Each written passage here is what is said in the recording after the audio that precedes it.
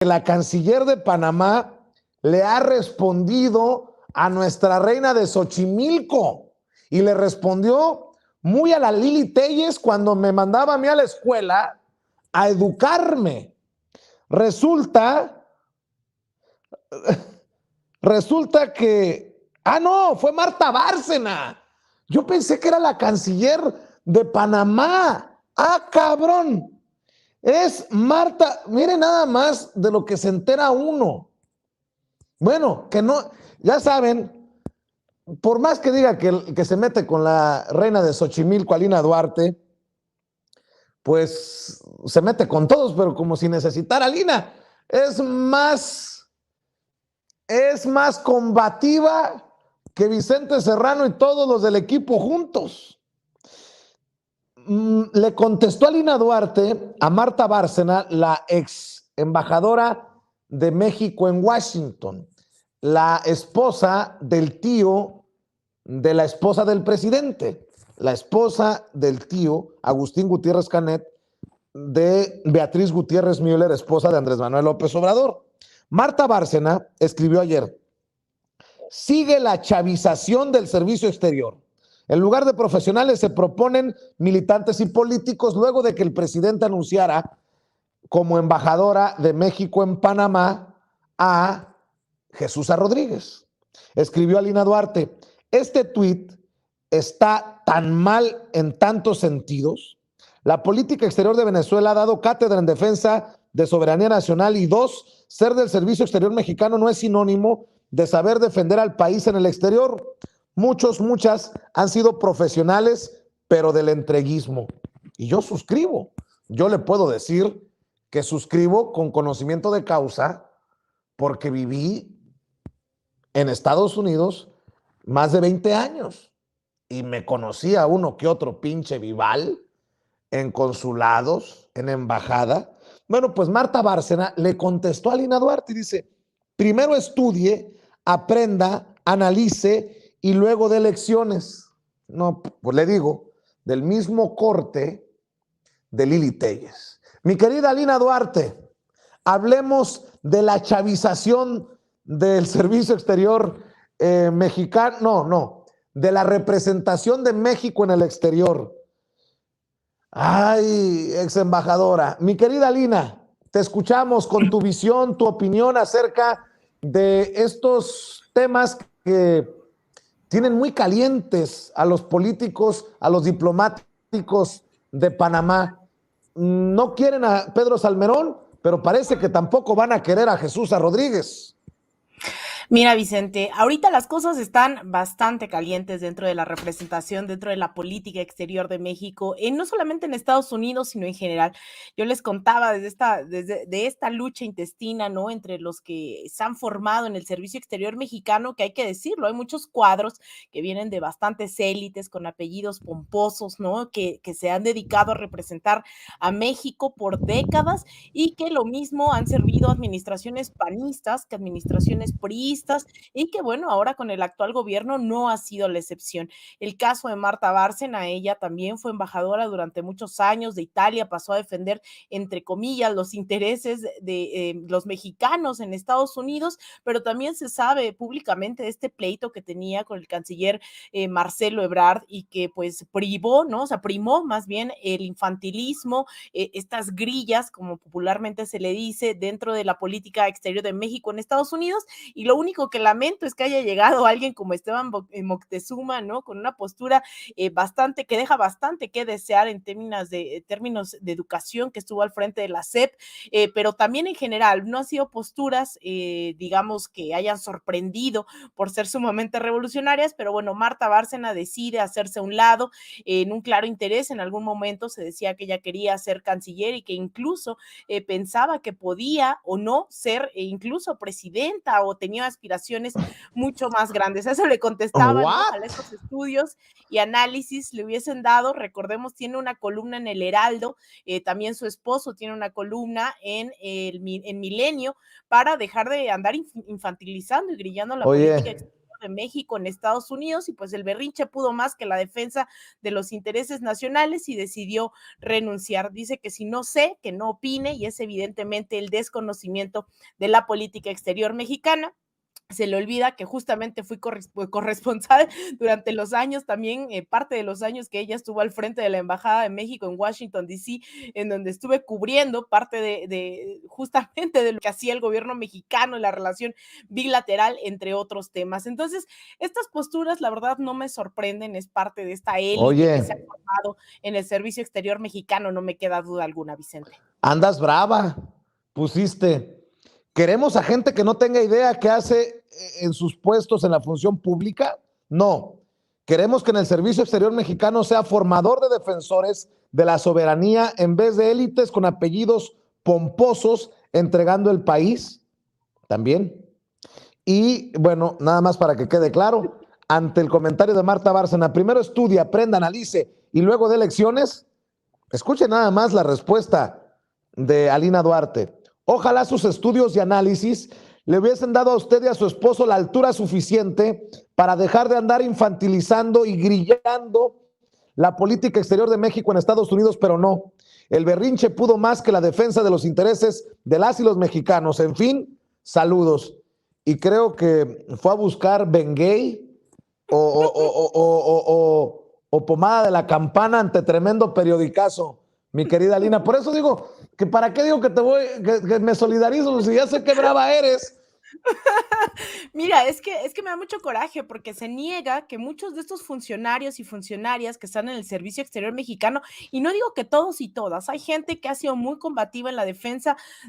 Bueno, hay un servicio exterior que también estuvo con Lázaro Cárdenas, hay un servicio exterior mexicano que también estuvo a la altura de miras, ¿no? De varios momentos, ¿no? De la vida de este país, y lamentablemente tratan de negar eso como si no fuese una realidad y como si la transformación que se ha pregonado en México no tuviese que llegar al exterior. Vicente, ¿cuántos cónsules, cuántas cónsules?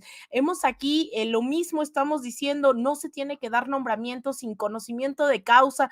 Hemos dicho una periodista que no ha sido destacada por su experiencia, por sus méritos, no puede ser nombrada embajadora con tal ligereza.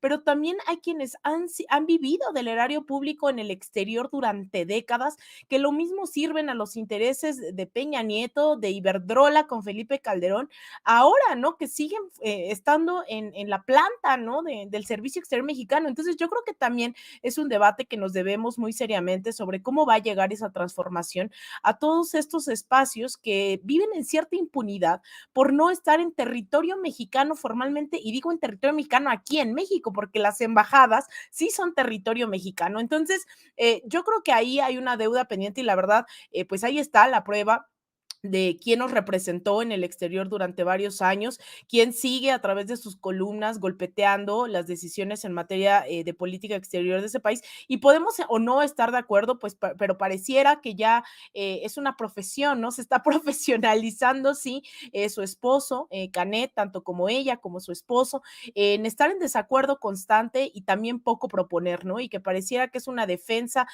a ojos cerrados sobre lo que implica el servicio exterior mexicano, y yo creo que hay que reformarlo. Y cuando digo eso de habrá que voltear a ver qué ha hecho Venezuela, tampoco se puede hablar con la mano en la cintura cuando hemos visto, y ahí están, las pueden buscar en YouTube, todas las conferencias, toda la defensa, tanto en la OEA como en las Naciones Unidas, que han dado especialmente durante los últimos años, después de toda esta implementación de medidas económicas unilaterales que han puesto en condiciones también bastante complicadas a millones de venezolanos y venezolanas. Entonces, creo que hay un debate ahí que no se quiere dar porque todavía se cree que el servicio exterior tiene que seguir siendo esta élite, y ahora que vienen estos cargos que hay que cuestionar, yo estoy totalmente de acuerdo, pero no podemos cuestionar, ¿no? El hecho de que hay personas que se han mostrado comprometidas con la defensa de la soberanía, que hay personas que sí, además dice estos cargos políticos, toda decisión es política, ¿no? ¿Cuál no ha sido una decisión política nombrar cargos? Pero hay gente que evidentemente sabemos que sus intereses no están con las corporaciones, no están en los infantilismos, no están en los berrinches, y que sí pueden tener una altura de miras, ¿no? Y es tremendo que una ex embajadora de México durante la llamada Cuarta Transformación esté coincidiendo en posiciones también de ultraderecha como Mariana Gómez del Campo, quien saca pues discursos muy similares hoy en la Cámara de Diputados, ¿no? También pidiendo perdón al gobierno de Panamá por este tipo de nombramientos. Coincide también con un personaje, y está esto, dice: el gobierno de Morena hizo pasar al país por una vergüenza más a nivel internacional al proponer a Pedro Salmerón como embajador. Gracias, Panamá, por escuchar las voces de las presuntas víctimas y no permitir que un acosador sea embajador. Hay otras posturas como el del mismo expresidente de Panamá, quien ha sido caracterizado también por no solamente en algún momento él confesaba, ¿no? Y a confesión de parte, relevo de pruebas, hablaba de, sugería que sí había recibido dinero del narcotráfico para sus campañas, quien privatizó varios de los servicios en Panamá, Ernesto Pérez Valladares, un personaje que también pues coincidiría con esta postura de la ex embajadora Marta Bárcena. Dice: la actitud del señor López Obrador en cuanto a la designación de su representante en nuestro país es infantil, somos un país pequeño pero digno y valiente, más nos necesita México a nosotros que nosotros a México. Imagínense esta persona, ¿no? Que fue embajadora de México, coincidiendo en posturas, ¿no? Como con Felipe Calderón, Ernesto Pérez Valladares, con Mariana Gómez del Campo. Ahí está, ¿no? Ahí está, y la verdad es que deja mucho que desear que esos estudios, además yo soy de formación internacionalista, ¿no? Yo no soy periodista, yo me formé como internacionalista, alguien que se dice con muchos estudios, termine coincidiendo con la ultraderecha en América Latina.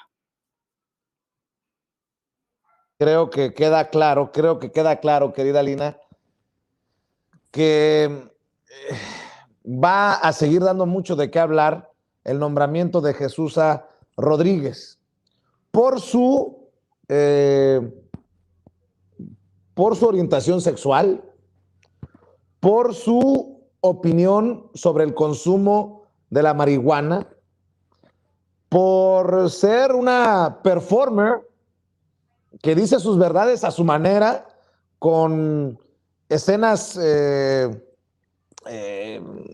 con actuación.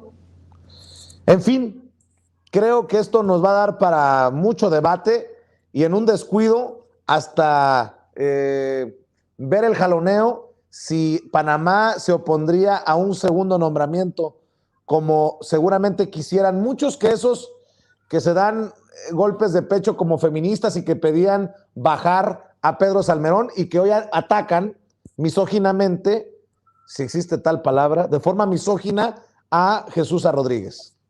Yo creo que va a dar mucho de qué hablar. Yo solo pediría que quien diga las cosas las sostenga. La ex embajadora Marta Bárcena acaba de borrar su tweet en donde dice: si no sabe, no opine, etcétera, etcétera. Yo creo que hay que tener posturas muy ¿Cómo? firmes. ¿Te borró Sí, el lo acaba tweet? de borrar. Sí, borró el tweet. Lo bueno es que tenemos captura de pantalla. Bendita captura de pantalla demasiado tarde.